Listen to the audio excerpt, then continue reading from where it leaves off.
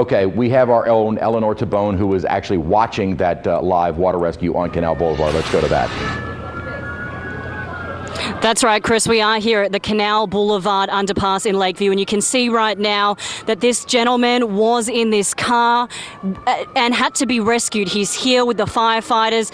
We're seeing that it's about 3.5 feet deep here, Chris, at the underpass. That's how much water is just sitting on this roadway. And I'm here with Miss Cherie, who has a business right by the underpass. Miss Cherie, talk to me about what you saw when the rainfall really started to accumulate. Okay, so we work at City Park Physical Therapy. We see this flood all the time.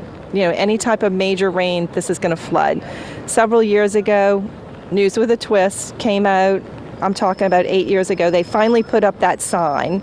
You can see it's almost 4 feet of water. People still think that they don't see the sign. I'm not really sure. Maybe they need to change that. But this vehicle tried to go through this river of water, and this is two relatives right here that one of them got out of the car and he fell in the water. Another gentleman who was just a bystander came from across the street and he saved his life. He pulled him out of the water, you know, under arms, dragging him, and he dragged him within 5 feet of, you know, safety.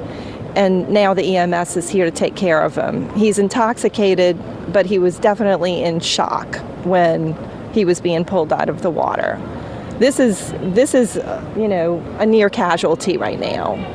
How terrifying is that then, that this happens nearly every year, like you mentioned?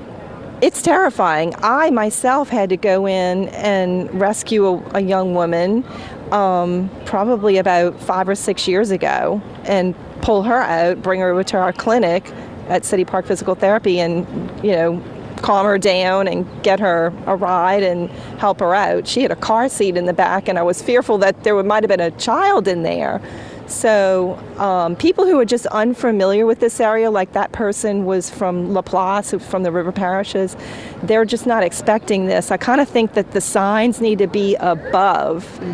You know, if they could maybe do something like that, yellow signs above about, you know, beware of low grade here, you know, floodwaters may be present or something like that, because I think it's gotten better, but as we can see today, that's not the case. And this could have been a real casualty.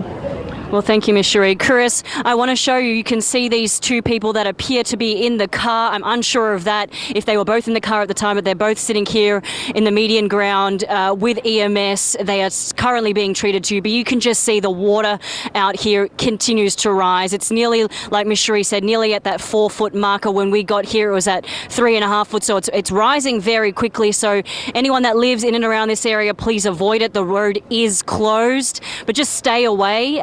There is no way you're going to get through here, but we'll continue to keep you updated. As you can see, again, Chris, just how much water is sitting in this roadway. Reporting live, Eleanor Tabone, Eyewitness News.